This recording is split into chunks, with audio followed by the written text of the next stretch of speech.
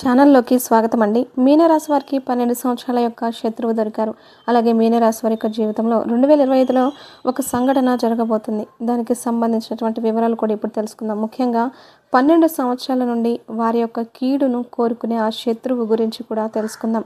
అలాగే ఇద్దరు ఆడ మనుషులు, ఒక మగ మనిషి ఈ మీనరాశి వారి వెంట పడుతున్నారు. వారి వెంట పడడానికి కారణం ఏంటో కూడా ఇప్పుడు మనం తెలుసుకుందాం.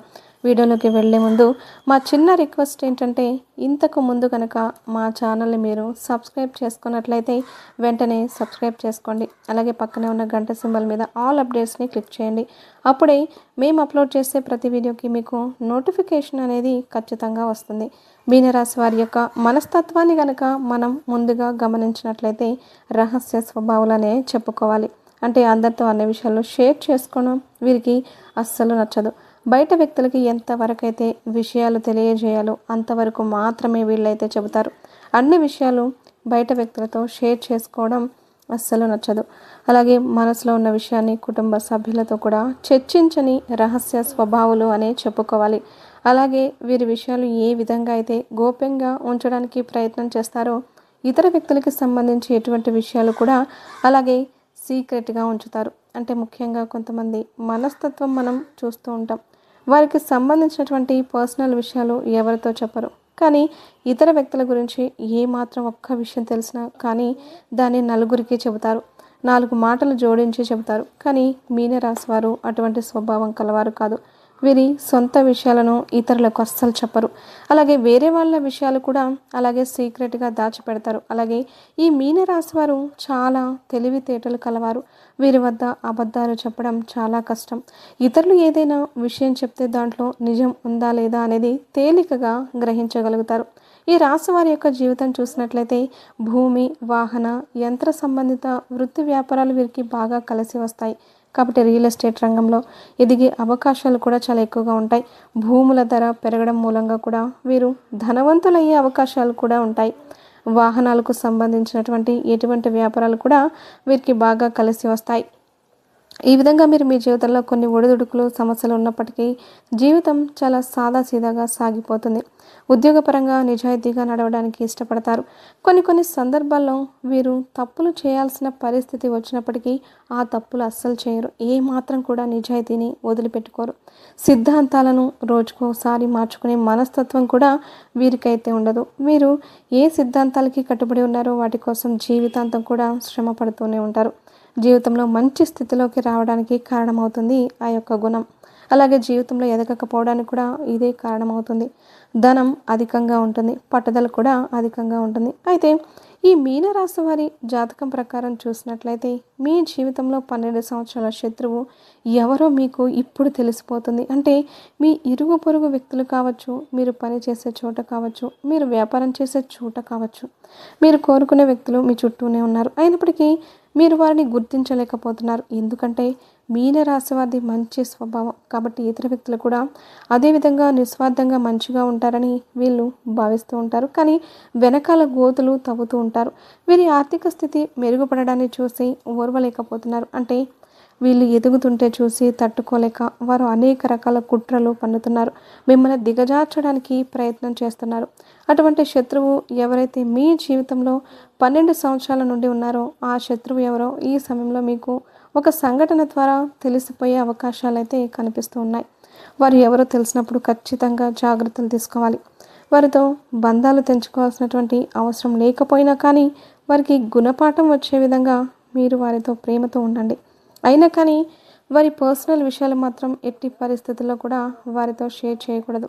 ఒకవేళ షేర్ చేశారంటే మాత్రం జీవితంలో మీరు ఎంత తప్పు చేసినా వారు అవుతారు.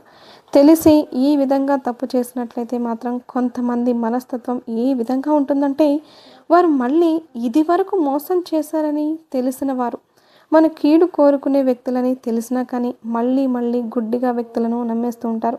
ఈ విధంగా కనుక మీరు తప్పు చేశారు అంటే జీవితంలో సరిదిద్దుకోలేని అటువంటి తప్పు చేసిన వారు అవుతారు. మీరు సమస్యలను క్రియేట్ చేసుకున్నవారు అవుతారు. మీ జీవితాన్ని మీరుగా నాశనం చేసుకున్నవారు అవుతారు. కాబట్టి ఈ అంశాలలో తగిన జాగ్రత్తలు అయితే తీసుకోండి. ముఖ్యంగా 2025లో మీ జీవితానికి సంబంధించినటువంటి సంఘటనలు కొన్ని జరిగే అవకాశాలు కనిపిస్తున్నాయి. అంటే మీ శత్రువులు ఎవరో మీకు అర్థం కావడానికి ఒక పెద్ద సంఘటన జరిగే అవకాశాలైతే కనిపిస్తున్నాయి. ఆ సంఘటన ద్వారా మీరు అర్థం చేసుకోవచ్చు. అంటే ఎవరి దగ్గరైతే మీ గురించి నెగెటివ్‌గా ప్రచారం చేశారో మీ దగ్గరికి వచ్చి ఆ విషయాన్ని మీకు తేట తెల్లం చేస్తారు. అంటే గుడ్డిగా నమ్మిన వ్యక్తులు వారి వల్ల మీరు మోసపోయారని ఈ 2025లో ఏదో ఒక పెద్ద సంఘటన ద్వారా అర్థం చేసుకునే అవకాశాలు కనిపిస్తూ ఉన్నాయి. అలాగే ఇద్దరు ఆడ మనుషులు ఒక మగ మనిషి మీ జీవితంలో ఎప్పుడూ కూడా మీ వెంట పడుతున్నట్లుగా మీకు అర్థమవుతుంది. అయినప్పటికీ కూడా వారి మూలంగా మీకు మంచి జరిగే అవకాశాలు కూడా ఉన్నాయి. కొంతమంది మనం ఎంత వెయిట్ చేసినా కానీ మాట్లాడినా మనతో ఫ్రెండ్షిప్ చేయాలని బంధాన్ని కొనసాగించాలని ప్రయత్నం చేస్తూ ఉంటారు. అటువంటి వ్యక్తులు ఇద్దరు ఆడ మనుషులు ఒక మగ మనిషి మీ వెంట పడుతున్నారు. వారి మూలంగా మీ యొక్క జీవితం అనేది సంపూర్ణంగా మారిపోతుంది. కొన్నిసార్లు లైఫ్ టర్నింగ్ పాయింట్ అని వింటూ ఉంటాం, చూస్తూ ఉంటాం కదా. అంటే మీ జీవితంలో ఇదివరకు మీ యొక్క జీవితం ఏ విధంగా ఉంది, ఇక ముందు మీ యొక్క జీవితం ఏ విధంగా ఉంది అంటే ఆ పెద్ద మార్పుకి కారణం ఆ ఇద్దరు ఆడ మనుషులు ఒక మగ మనిషి. వారు మీతో స్నేహం చేయాలనుకుంటున్నారు, వారు మీతో బంధాన్ని కలుపుకోవాలి అనుకుంటున్నారు. ఒకవేళ మీరు వారితో స్నేహం చేశారంటే మాత్రం వారిచ్చే సలహాలు మీ యొక్క జీవితానికి మంచి మలుపు తీసుకుని వస్తాయి. మీరు వ్యాపారస్తులైతే కనుక వ్యాపారంలో మంచి మెలకువల గురించి వారైతే చెబుతారు. వినియోగదారులను ఏ విధంగా ఆకట్టుకోవాలో మీకు సూచిస్తారు. అలాగే కొన్ని అవకాశాలు ఇప్పించడం కూడా జరుగుతుంది. అలాగే ఉద్యోగస్తులకి కూడా మంచి ఉద్యోగ అవకాశాలు వారి ద్వారా మీకైతే ఖచ్చితంగా దొరుకుతాయి.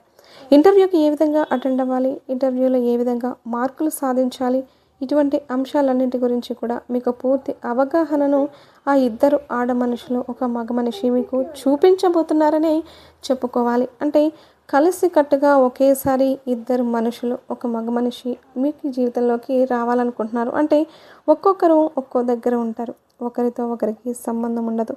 ఒకరు ఇరుగు పొరుగు వ్యక్తి, మరొకరు మీరు పనిచేసే చోట ఉంటారు, లేదా మీరు వ్యాపారం చేసే చోట ఉంటారు, లేకపోతే ఆన్లైన్లో మీకు పరిచయం కావచ్చు, స్నేహితుల ద్వారా మీ జీవితంలోకి రావచ్చు. ఈ విధంగా ఒక్కొక్కరుగా మీ జీవితంలోకి వస్తారు. కానీ ముగ్గురు మనుషులైతే మీ జీవితంలోకి రాబోతున్నారు. వారి సహాయ సహకారాలు మీకు తోడుగా ఉంటాయి.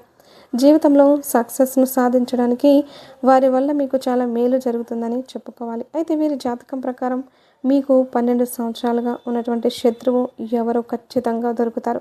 ఈ 2025లో దీనికి సంబంధించి మీకు పూర్తి అవగాహన అనేది వస్తుంది. అంటే ఒక పెద్ద సంఘటన జరగబోతుంది. ఆ సంఘటన ద్వారా మీకు పూర్తిగా తేటతెల్లమవుతుంది. మిమ్మల్ని శత్రువులుగా భావించే వ్యక్తులు ఎవరు, అలాగే వెనకాల గోతులు తవ్వుతున్న వ్యక్తులు ఎవరు, మీ పరువు ప్రతిష్టలకు భంగం కలిగిస్తున్నటువంటి వ్యక్తులు ఎవరు, వీటి గురించి కూడా ఒక క్లారిటీ అయితే మీకు రాబోతుంది. ఈ విధంగా ఈ 2025 అనేది ఈ సమయంలో మీ యొక్క జాతకం ప్రకారం మీకు చాలా కీలకమైనదని చెప్పుకోవాలి. మీరు రోజు హనుమాన్ చాలీసా పఠించండి. మీకు వీలైనంతలో మీ శక్తి మేరకు దాన ధర్మాలు చేయండి. అపారమైన పుణ్యఫలాన్ని మీరు ఖచ్చితంగా పొందుకుంటారు. అలాగే మీ జీవితంలో మరిన్ని శుభ ఫలితాలు పొందడానికి గోమాతను సేవించండి. గోమాత అంటే కనుక సకల దేవతా స్వరూపమే. గోమాతను మీరు ఆరాధిస్తే సకల దేవతలను మీరు ఆరాధించినట్లే. కాబట్టి గోమాతను పూజించండి. ఇంకా ఎన్నో సత్ఫలితాలు పొందుతారు. అనాథాశ్రమంలో ఉన్నటువంటి అనాథ పిల్లలకి కావచ్చు, వృద్ధులకు కావచ్చు, మీ శక్తి మేరకు ఏదైనా సహాయం చేయండి. దాని తాలూకు పుణ్యఫలం కూడా భగవంతుడు మీకు ఖచ్చితంగా అనుగ్రహిస్తాడు. అలాగే ఈ రాశి వారికి శ్రావణ మాసంలో ఈ చెట్టు దగ్గర కోట్ల రూపాయల ఖజానా లభించబోతోంది. అవునండి, మీరు విన్నది నిజమే. మీరు అపార ధనవంతులు కాబోతున్నారు. వెంటనే ఈ వీడియో చూడండి, మీకు లక్ష్మీదేవి యొక్క అనుగ్రహం వరిస్తుంది. ఈ పూర్తి అంశాలన్నీ కూడా ఈరోజు ఈ వీడియోలో వివరంగా తెలుసుకుందాం.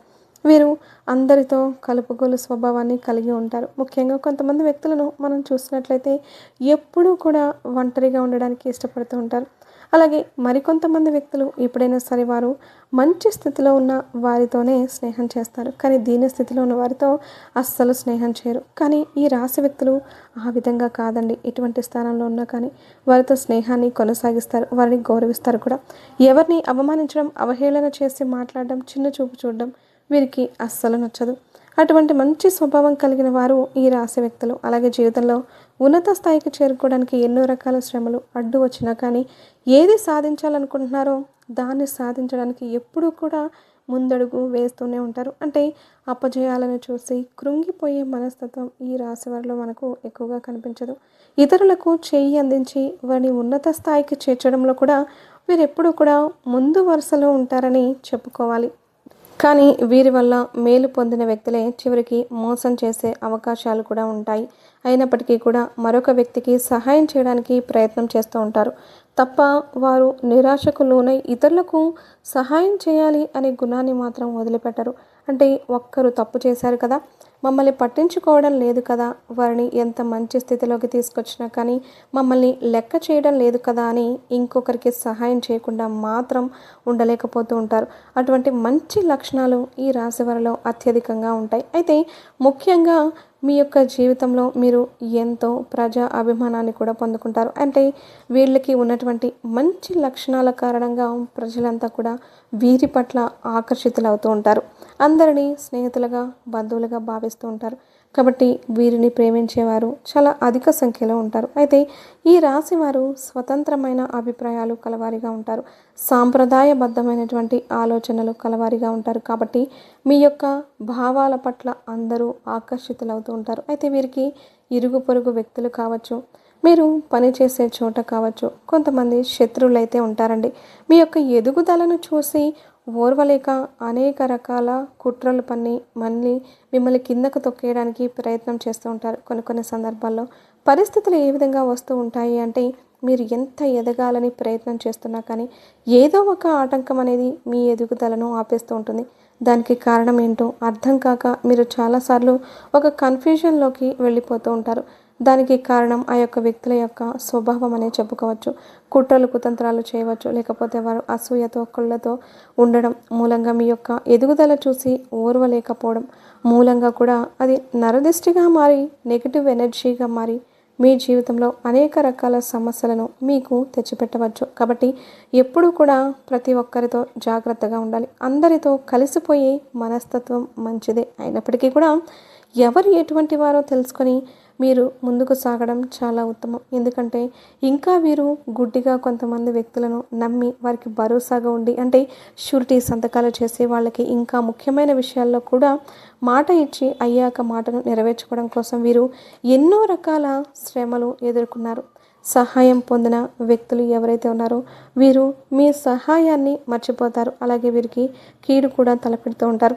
అటువంటి వ్యక్తుల పట్ల మాత్రం చాలా జాగ్రత్తగా ఉండాలి.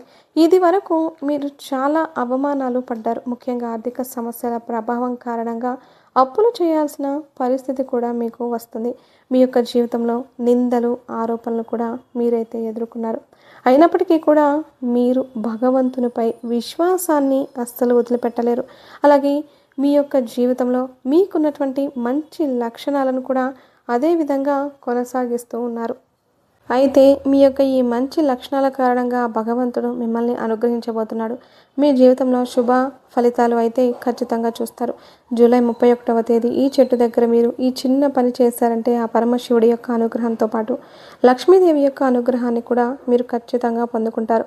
ఆ చెట్టు ఏమిటి అంటే కనుక వేప చెట్టు. వేప చెట్టు మహిమ గురించి ఎన్నో పురాణ గాథలైతే ఉన్నాయి. ముఖ్యంగా వేప చెట్టును లక్ష్మీదేవి ప్రతిరూపంగా మనం భావిస్తూ ఉంటాం. రావి చెట్టును విష్ణుమూర్తిగా, వేప చెట్టును లక్ష్మీదేవిగా భావించి మనం వాటికి పెళ్లి కూడా చేస్తూ ఉంటాం. అలాగే వేప చెట్టుకు చాలా ప్రాధాన్యత ఉంటుంది. వేప చెట్టును ఎన్నో ఆధ్యాత్మిక కార్యక్రమాల్లో కూడా వినియోగిస్తూ ఉంటారు. వేప చెట్టులో ఎన్నో ఔషధ గుణాలు కూడా ఉంటాయి. అయితే జూలై 31వ తేదీ మీరు ఇల్లు అంతా కూడా శుభ్రపరచుకొని మీరు చక్కగా తలస్నానం చేసి వేప చెట్టు దగ్గరికి వెళ్ళి నేతితో దీపాన్ని వెలిగించండి.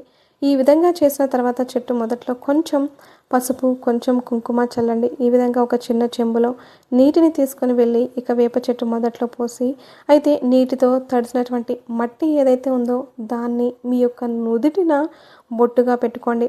ఆ విధంగా చేసిన తర్వాత చెట్టు చుట్టూ 11 ప్రదక్షిణలు చేస్తూ ఓం లక్ష్మీదేవి నమః అనే మంత్రాన్ని మీరు పఠిస్తూ ఈ విధంగా 11 ప్రదక్షిణలు చేయండి. ఈ విధంగా చేసిన తర్వాత చెట్టు మొదట్లో మీరు తాకి మనసులో సంకల్పం చెప్పుకోండి. మీ ఇంట్లో ఉన్నటువంటి దుఃఖాలు కష్టాలు అన్నీ కూడా తొలగిపోవాలని, మీ జీవితంలో మీరు ఏవైతే బాధలు అనుభవిస్తున్నారో ఆ బాధల నుండి మీకు విముక్తి కలగాలని, ఆ పరమశివుడి యొక్క అనుగ్రహంతో పాటు లక్ష్మీదేవి యొక్క అనుగ్రహాన్ని కూడా పొందుకోవాలి అని ఈ విధంగా మనసులో ఉన్నటువంటి బాధలు, కష్టాలు అన్నింటి గురించి కూడా చెప్పుకొని మీరు వేప చెట్టు మొదట్లో ఈ విధంగా కనుక నేతి దీపాన్ని వెలిగిస్తే కనుక సకల శుభాలు కలుగుతాయి. జూలై 31వ తేదీ ఉదయం సమయంలో కానీ సాయంత్రం సమయంలో కానీ వేప చెట్టు మొదట్లో దీపాన్ని వెలిగించడం వల్ల లక్ష్మీదేవి యొక్క అనుగ్రహాన్ని మీరు ఖచ్చితంగా పొందుకుంటారు. మీ జీవితంలో అష్ట ఐశ్వర్యాలతో పాటు మీకు ఆ లక్ష్మీదేవి యొక్క కరుణ కటాక్షాలు కూడా మెండుగా లభిస్తాయి. కాబట్టి ఈ విధంగా జూలై 31వ తేదీ రోజు చేయండి. శుభ ఫలితాలు అయితే మీరు పొందుకుంటారు. అలాగే ఆర్థిక పురోగతి కోసం ప్రతి శుక్రవారం రోజు లక్ష్మీదేవిని ధూపదీప నైవేద్యాలతో ఆరాధించండి. మరిన్ని శుభ ఫలితాలు పొందుతారు. ఆర్థికంగా పురోగతి కూడా సాధిస్తారు. మీకు వీలైనంత వరకు మీ శక్తి మేరకు దాన ధర్మాలు చేయండి. ఈ విధంగా చేయడం వల్ల అపారమైన పుణ్య సంపదను మీరు పొందుకుంటారు. మీ జీవితంలో ఉన్నటువంటి కష్టాలకి బాధలకి విముక్తి లభిస్తుంది. ప్రతి సమస్యకి కూడా మీరు చక్కగా పరిష్కారం అయితే అన్వేషించగలుగుతారు. వీడియో నచ్చితే ఖచ్చితంగా లైక్ చేయండి. మరిన్ని మంచి వీడియోల కోసం ఛానల్ని సబ్స్క్రైబ్ చేసుకొని జై శ్రీకృష్ణ అని కామెంట్ చేయండి.